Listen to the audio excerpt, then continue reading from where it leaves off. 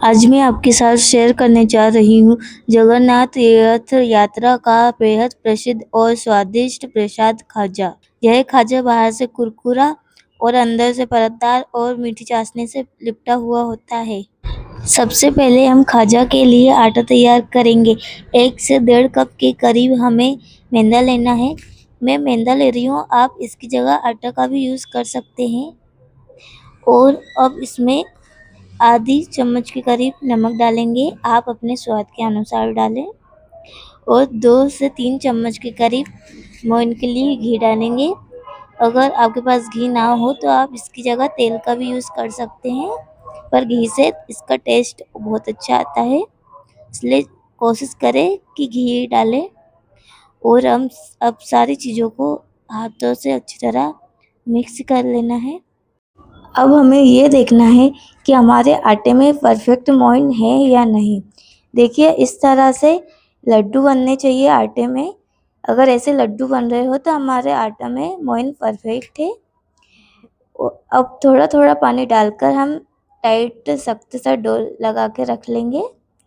बहुत ज़्यादा पानी एक साथ नहीं डालना है, थोड़ा थोड़ा करके पानी डालते जाएंगे और एक आटा तैयार करेंगे। अब हमारा आटा भी तैयार है। एक बार और अच्छी तरह हाथों से मसल लेंगे और अब आटे को कुछ देर ढककर रख देंगे, इससे कि हमारा आटा अच्छी तरह सेट हो जाएगा। जब तक हमारा आटा सेट हो रहा है, हम तब तक चाशनी बनाने की तैयारी कर लेंगे। इसके लिए एक कढ़ाई लेना है, इसमें 1 कप के करीब हमें शक्कर डालना है और उसी कप से लेना है हमें जितना ही पानी। हमें शक्कर के बराबर ही पानी लेना है और अब इस शक्कर को हमें मेल्ट करना है तब तक कि ये पूरी पिघल ना जाए। और चम्मच से हमें हिलाते रहना है, नहीं तो हमें शक्कर जो है नीचे चिपक भी सकती है। और ये देखिए, थोड़ी देर में हमारी चाशनी घुलने लगेगी। अब लेना है हमें 2 इलायची और इसके छिलके निकाल कर हमें दाने डाल देना है। आप इसकी जगह इलायची पाउडर का भी यूज़ कर सकते हैं। एक बार और अच्छी तरह चम्मच से हमें हिला देना है इसे। और हमें ये देखना है, चाशनी को हमें ज़्यादा गाढ़ी नहीं करना है, सिर्फ थोड़ी चिपचिपी इसमें थोड़ा चिपचिपापन हो, एक तार की चाशनी बने तब तक ही हमें इसे पकाना है, ज़्यादा गाढ़ी नहीं करना है। अब लेंगे हम फूड कलर। एक कटोरी में थोड़ा सा पानी लेके उसमें फूड कलर को घोलकर डाल देना है। आप चाहे तो डायरेक्ट भी डाल सकते हैं और अगर आपके पास फूड कलर ना हो तो आप इसके बिना भी बना सकते हैं। ये चाशनी वैसे भी बहुत अच्छी दिखेगी, पर मुझे वो कलर थोड़ा अच्छा नहीं लग रहा था तो इसलिए मैंने डाल दी।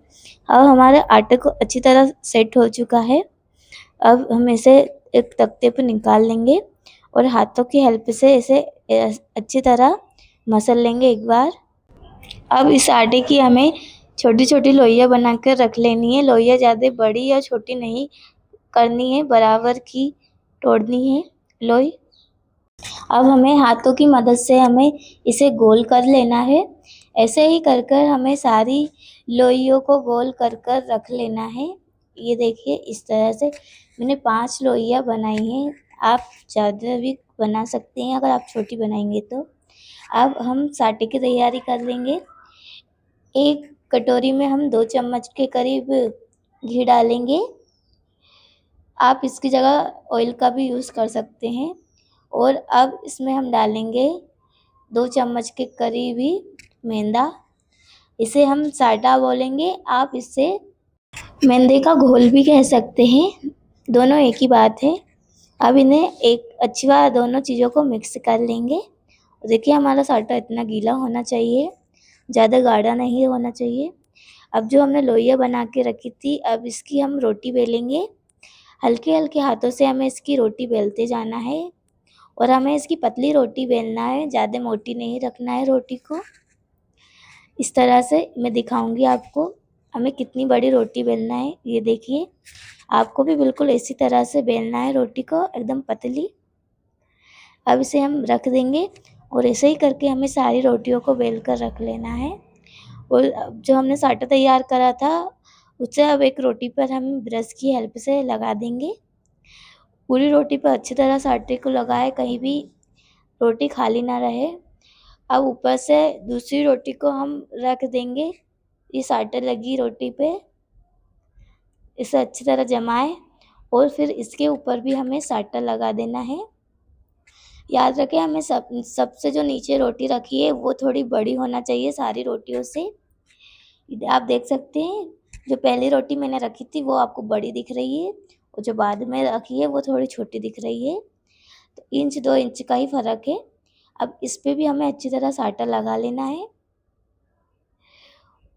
आप ब्रश की जगह हाथों से भी लगा सकते हैं, हाथों से और अच्छा लगेगा, पर मेरे पास ब्रश है तो मैं ब्रश से लगाऊंगी।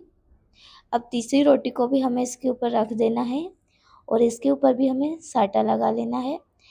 ऐसे ही करके हमें 4-5 रोटी ही रख लेना है जो हमने बेल कर रखी थी। अब इन रोटियों को हाथ से एक बार अच्छी तरह दबा देना है, बीच में कहीं भी हवा नहीं रहनी चाहिए। अब जो हमने रोटियां लेयर बना के रखी है, अब इन्हें हाथों से, ये देखिए मैं किस तरह से दबा कर रही हूँ, आपको बिल्कुल इसी तरह से दबाकर इनका रोल बना लेना है। बिल्कुल हल्के हल्के हाथों से दबाते जाना है और रोल बनाते जाना है। जल्दबाजी नहीं करना है, नहीं तो हमारी रोटियां टूट भी सकती है।